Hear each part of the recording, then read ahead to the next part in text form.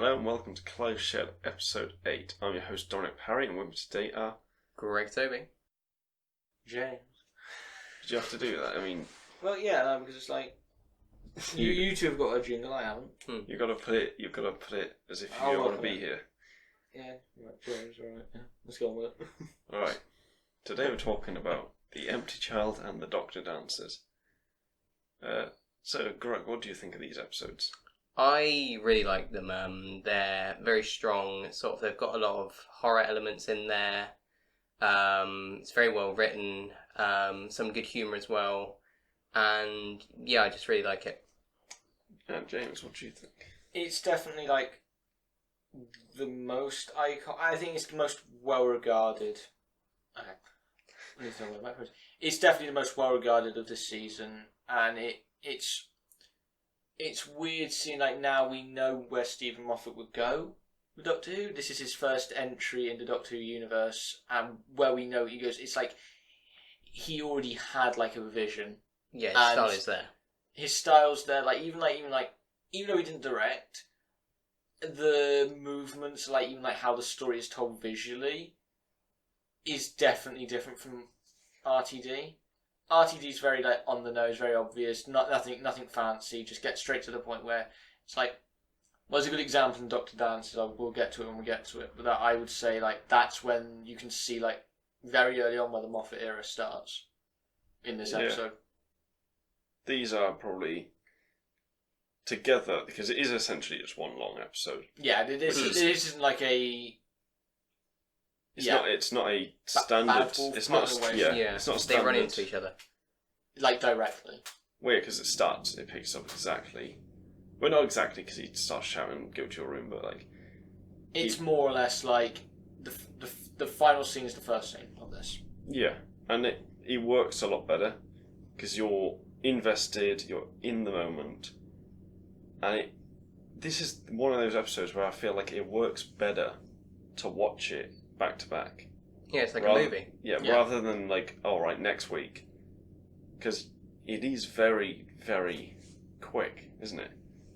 You know, you don't get it previously on Doctor Who, so it is. You do. It just runs straight into the next scene. Yeah, I know. It literally picks up the previous ones. It's sort of like a little I really like this episode though. What episodes? But it is an episode. It's not really two, but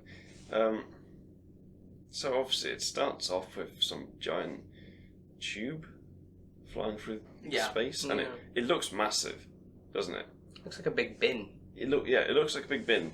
It looks kind of like the. That's what it is. It looks a little bit like the Jadoon ship, though. It probably is. It's probably the same model. Yeah, They've probably already made the model. But it looks so big in the time vortex. Yeah, but it looks huge in the time vortex. They're chasing it, and it looks like some giant force. It's going to wipe out a city, and it's they get there, and it's I don't know, that big. It's a cool looking thing, though. Interesting way of starting the episode, though. Just right off the bat, there's no introduction. It's literally just, hey, we're on another adventure, and it's straight into jokes and stuff. The move. Yeah, move alert. Yeah, the move alert, not the red alert. Because it's such a sci-fi trope. Yeah, you can't see that in other dimensions or something. I mean, there's so many there's so much real emotion in this. Genuine emotion. Genuine emotion. Built up. Yeah, that isn't Not just emotion. Yeah, yeah. I mean, what's her name? The character woman. The mother, the mummy, as they say. That her character, she's the centre of the episode. She's the centre, and she's interesting. She's interesting, even though she's not a real person. They could have easily gone oh, here's a real person from the Blitz. She helped the street urchins or whatever. But it's no, it's just some girl. But it's palpable. Yeah, it's realistic. You can imagine it as being something. And it did happen back then, when the Blitz was on, people got their houses raided by homeless people. Makes sense. Yeah, it does make sense. But no, it's like so like it all starts like. Did you like how like they didn't realise what time they were in until the Doctor tried to do in stand up? Like that's clearly meant to be he's the unintentional comedian. Oh yeah. And I know for an episode that could have been, I was sort of worried about watching this episode because I thought, okay, there's bits of series 1 that's like dated to hell, like End of the World, even Father's Trying Day. to be outright funny. Oh. That and just also just being dated visually, but this like it's old, and I can tell you it's an older episode, but it's aged well, like really well, and you can definitely see where they distributed their budgets because obviously the episodes that needed the bigger budget got the bigger budget, and the episodes that didn't, and this is one of the ones that did. But it didn't get like it wasn't anything kind of way over the top. No, it wasn't extravagant. No, because if you notice, like most of the next episode is in one location. Yeah, but look at Jack's spaceship. Just look at it. It's just like pipes and stuff. Yeah, thrown together. Yeah, I mean the like technology and stuff looks cool. Like the CGI they have to use for like making it uninvisible and stuff. Yeah. But the ship itself is not like some really cool. Like, oh, look at that. You know, we've spent like a few £100 because it wouldn't be we've spent a few £1,000 on making this like ship that we're gonna have in like one episode that gets blown up. Yeah, and obviously all the interior shots are the interior shots, and I also think like you notice something if you watch the 3 eras, you see the production design team change because RTD's very pipes and factory work, steam like with like some red overhead light, whereas like Moffat's maybe more neon. Maybe I wouldn't even say neon. I would say light. very more IKEA. I like you know what I mean, like very like you could stick that on the wall, like it's very blocky. Whereas with Chibnall, it's very this sort of like glass looking. Oh, it is. Yeah, everything has to Like look I think like a movie. a good example of it is I know we're going off a bit, but a good example of that would say like Can You Hear Me, with all the productions of that shit. That was very like weirdly Star Trek. Like that's never Yeah, I existed. can see that. Yeah, with like all the gloss. And even then, like the Gallifrey room, Time Lord's room, is nothing like a Moffat or a. I do have to say though, the this episode it wouldn't work if it had like a real nice glossy spaceship or. No, God no. It's a real. It's dark. It's grimy. It's grimy, and it's meant to be because the ending. Well, not just the ending, but the main characters. Like, the main character really is that girl. Yep. Who is homeless, and she thinks that she lost her brother, who is not a brother, it's a son. But it's I think that's a real cool plot point towards the end when he just like, you're like, how old are you? 20, 21. But you look older, like you look younger than you are, and it's like, I can see that because there are people like that, like a lot of people like that.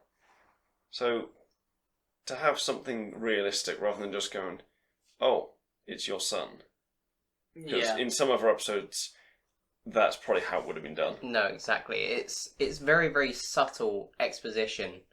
I think, if you said, oh, it's your son, it'd be way too on the nose.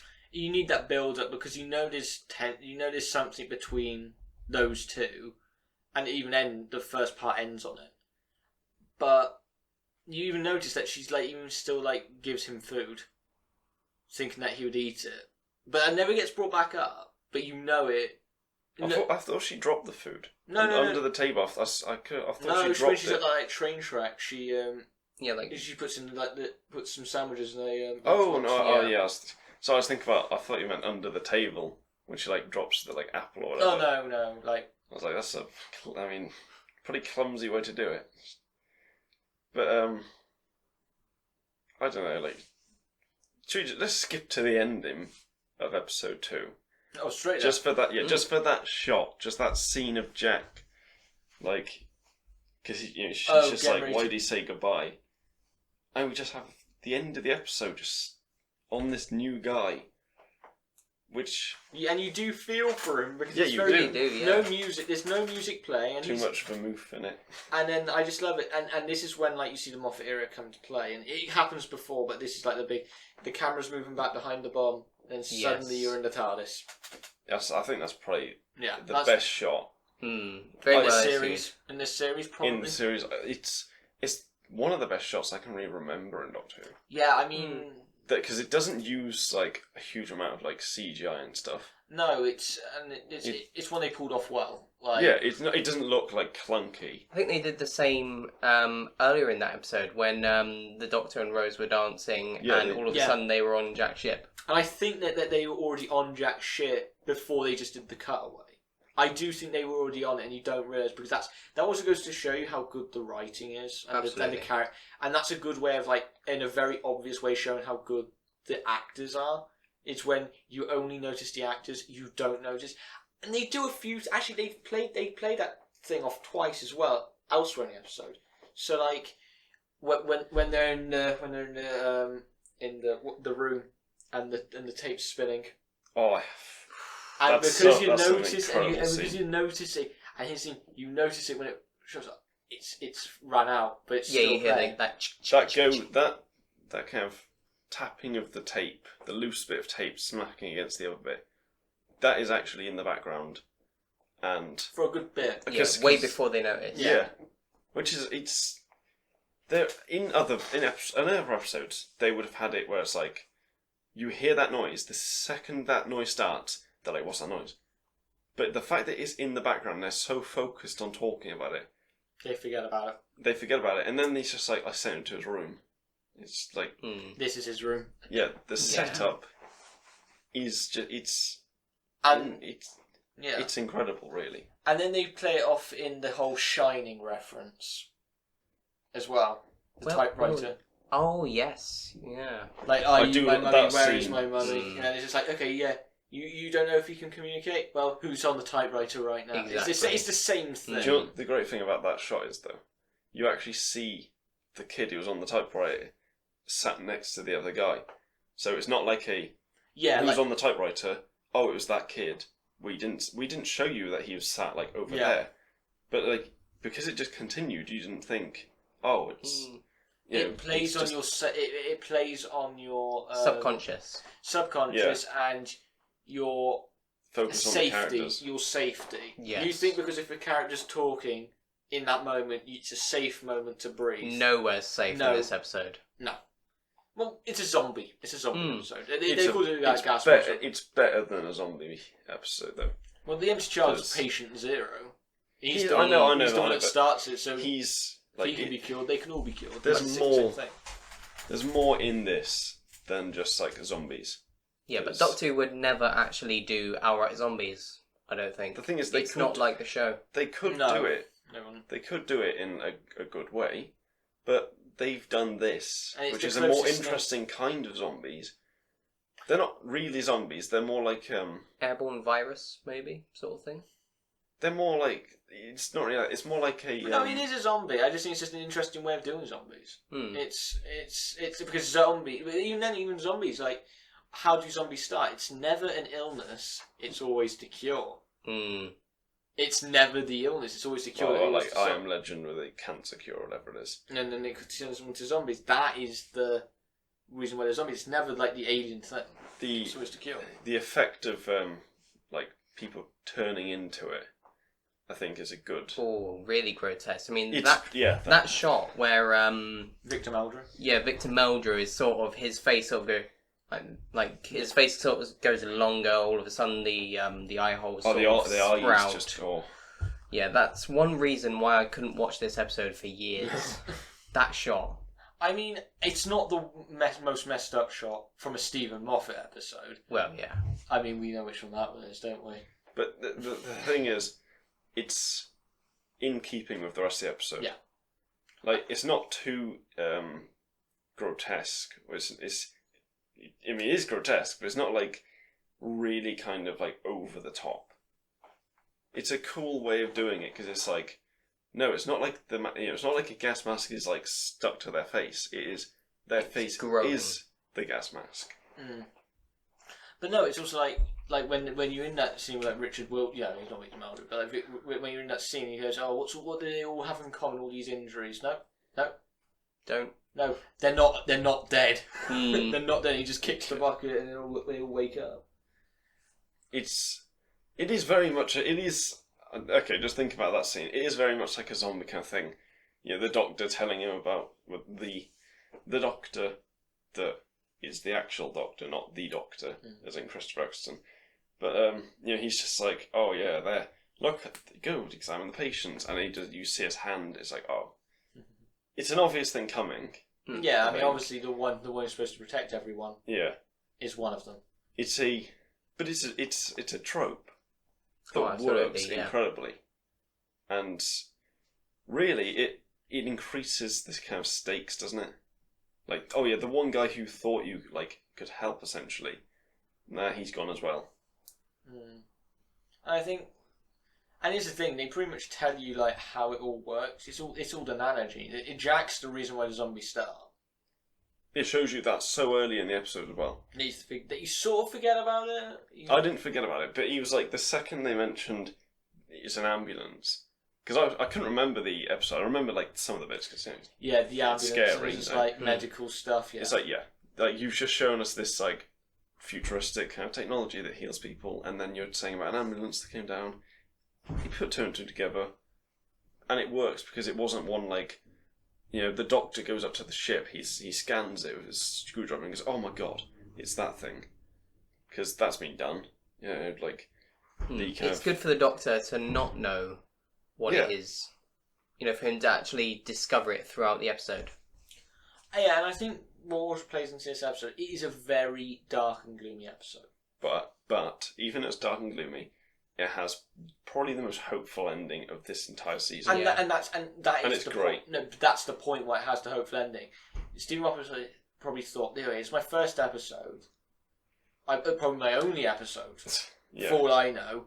Yeah. I'm going to make the most pure thing, and Doctor Who should always end on a happy ending. Well, at least to me, or if in a happy-ish. Yeah. ending. So how do you achieve that? You go to the darkest place you can. Exactly. That you're allowed to go, which means you can have that ending that's so hopeful, and whilst also playing on his obviously him and Mark Gatiss absolutely love horror. You can tell. Mark Gatiss is probably more of the horror nut, but they love horror, and especially things like the Hammer horrors. Yeah, like when the Unquiet Dead and this one are complete proof of that, and they were their first Doctor Who episode. So Mark Gatiss was that horror-ish. Yeah, but truly, I think one of the best lines probably this season. Everybody lives. Yeah, it's his most iconic quote, I think. Yeah, that and fantastic. Yeah, but here's the acting is so believable. Like in Dalek. Yeah, he has such emotion in it. Yeah, bar Dalek. I'd even say this is probably more iconic than Dalek. I would say for the character, for the creature that's in the episode. Yes. For what the episode does, yes. But Dalek, I feel like, is the iconic episode. Like, it's for what it is. Dalek, as a one shot, is like, oh my god, it's really intense. But I think this ranks probably highest, much stronger. Yeah. And it's like, but obviously you'd have to, if you were rating this essentially, you'd have to do it per episode, which means that Dalek is the best standalone episode. This is the best two parts. But this is the best. This is the best story.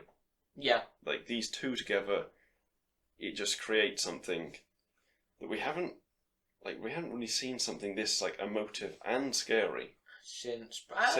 Well, you mean because what happens after? Yeah, because if you think about Blink, Blink isn't really that. Like, it has some emotion in it, but we don't know the characters. It's way more scary than it is. Yeah, 100%.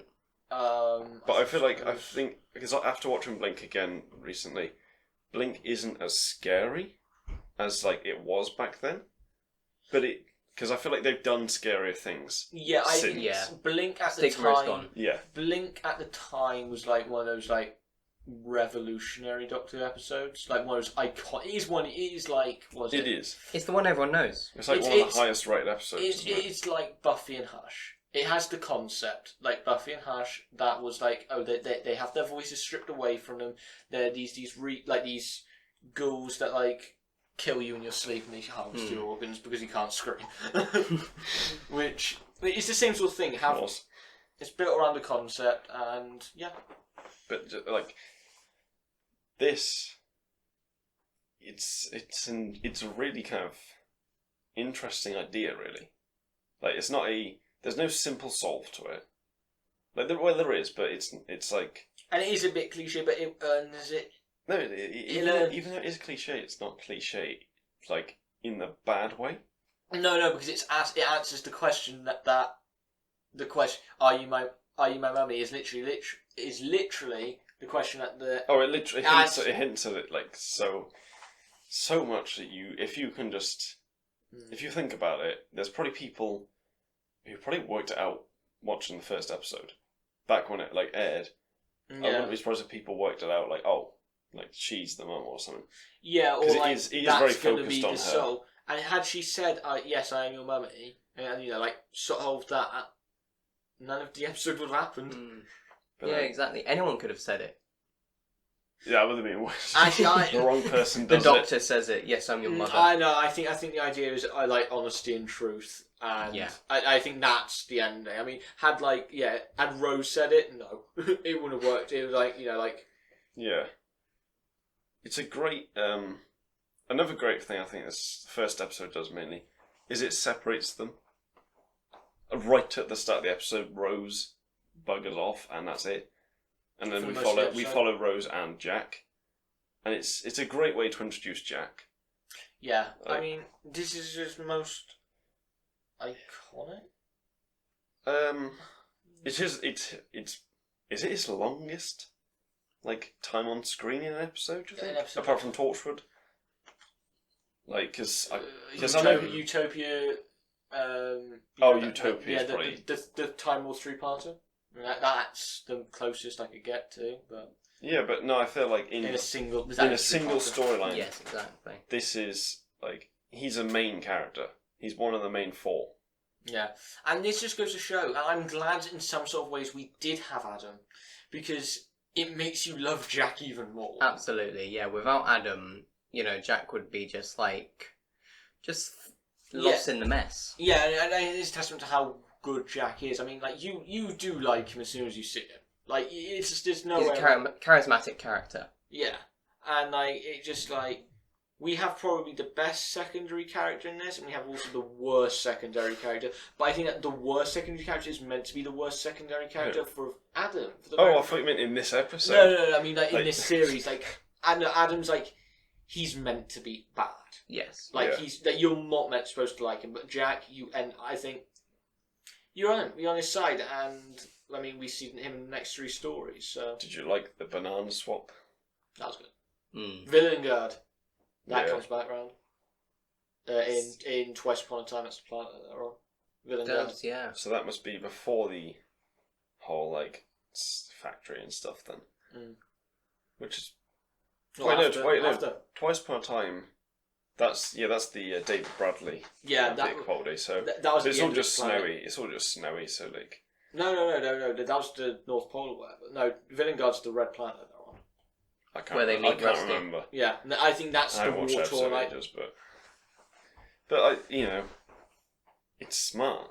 Really, that's the simplest way to put it. It's a smart, well told story, very well written. Understands the genre it's in. Yeah. But because it understands it, and because you're playing for Doctor Who, where you can literally subvert expectations with it, it does it. I mean, and most zombie stuff ends in a Dow where you have to murder all the zombies. But everyone lives. But everybody lives, and that's the thing. Doctor throwing the fire. I mean, nobody dies in the episode. Well, I mean, there's a blitz. No, so. yeah. Bar that off screen. No one dies as a direct result of the episode. Yeah, I mean, the blitz, I'd have to say, is a perfect backdrop for this. Yeah, I mean, with the gas mask, and I just think it's the depressing nature of the episode.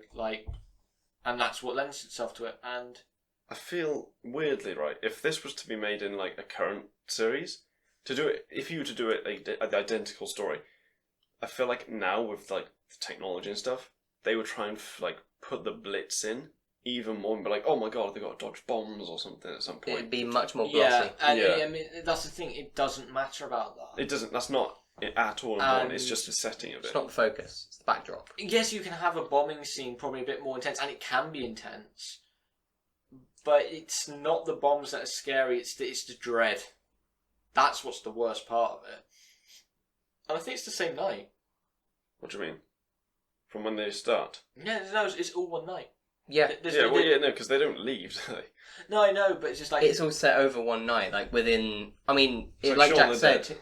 like Jack said, it's 2 hours until the bomb hits. yeah. So that's a good thing, is it gives you a sense of time. And, So if we just work that out, it's probably like 3-4 hours. Not, we not say even that, just over 2 hours, really. no, because Rose has a nap at the start. Remember? yeah. Because she faints. Like, Okay, you know, 3-4 hours, yeah. I mean, most people would faint if they saw Jack. Hmm.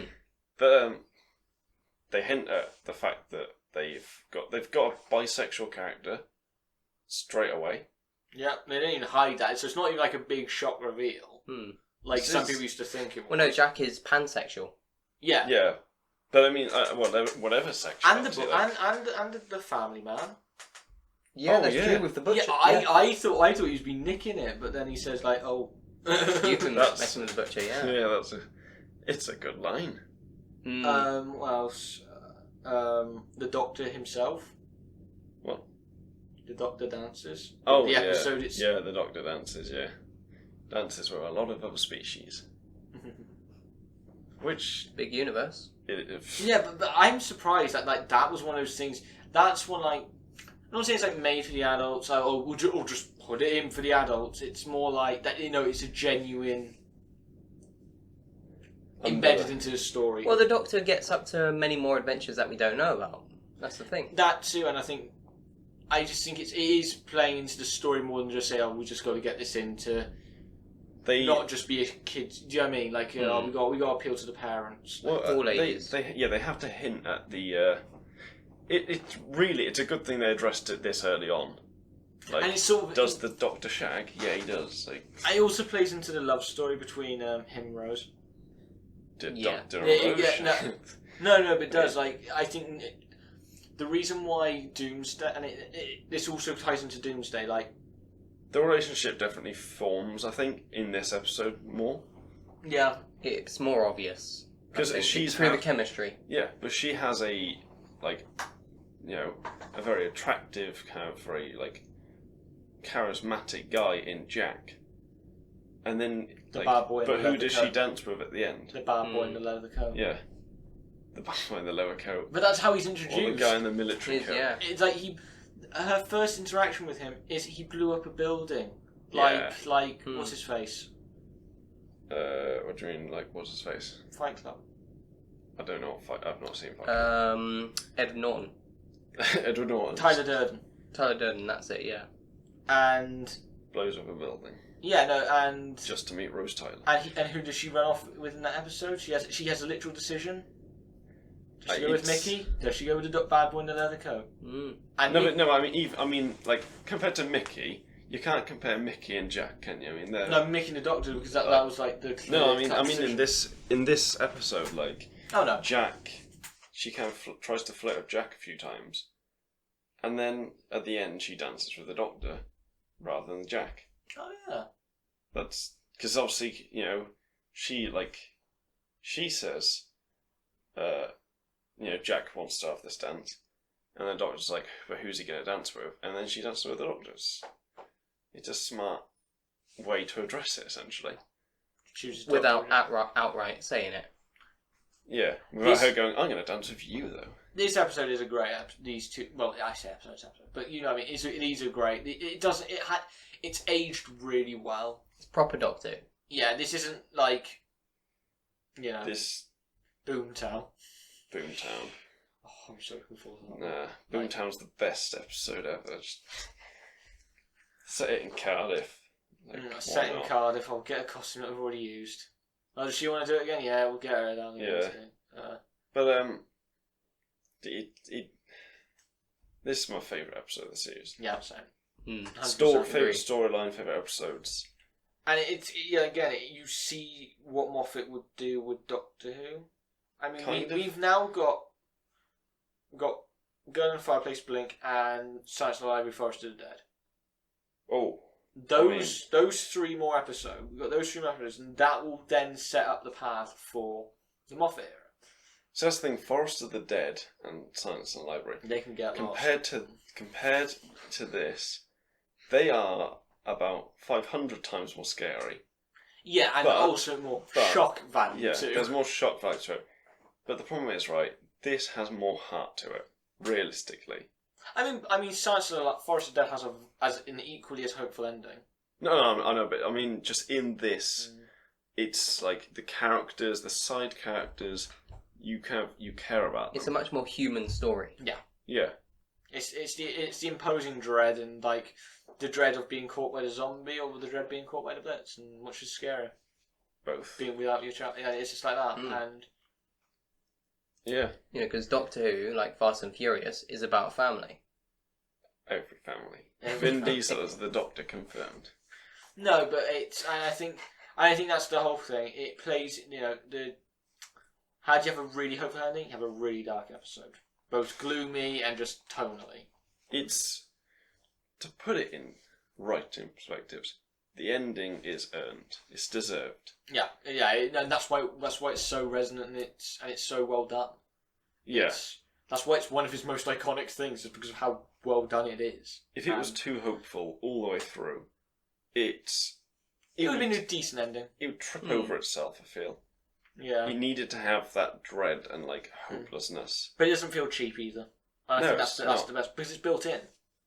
It's part of the story. Yeah. I don't think I have anything else to say about this. No, other than... Do you? This is probably also the best debut. I mean, this is how you debut a new character too. Yeah. You described the entire... You make the story about them, or them being an essential part of the story. Like, this would have been a great episode to, enter, if we look at the Chibnall era, this would have been, and this goes into the problem, Chibnall era, I'm going to bring that up, this is why you incrementally introduce people. Oh, yeah. You have a much bigger impact, a stronger impact, if you do. You just slap them in. And instead of just having at the beginning, and they're all competing for time. And it's just But now Jack has probably the best introduction to any character in Doctor Who. Probably even more than the Doctor or a companion. Completely agree. Well, yeah, because it's out of... you can tell, though, they have they want to have this character around. Yeah, you can tell this character is definitely more... There's a plan for it. There's not just even a very short-term plan. I do feel, though, the ending could be one where it was okay, we'll have him in his ship, he gets a drink, and then he's going to die, and then they're maybe that doesn't work for the end, everyone lives, and then suddenly for somebody to die, and then and the fact that it's why would we kill this character if we can just keep him around? But I don't think it's been addressed about his 2 years missing. No, it hasn't. I don't think it ever was it? No, never. They just moved on from it. That is it is a bit Winter Soldier.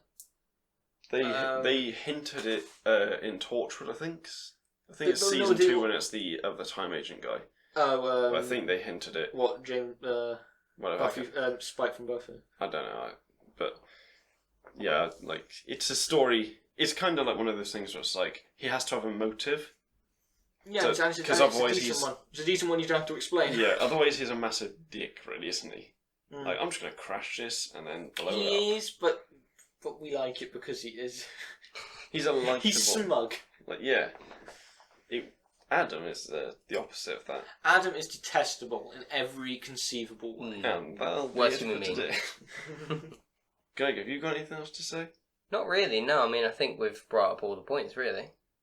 Well, We're not really don't do ratings, do we? I can't remember. But I would give this a 10. Yeah, I'd give this a solid 10. There's nothing that takes away from this episode at all. I think this might be the first 10.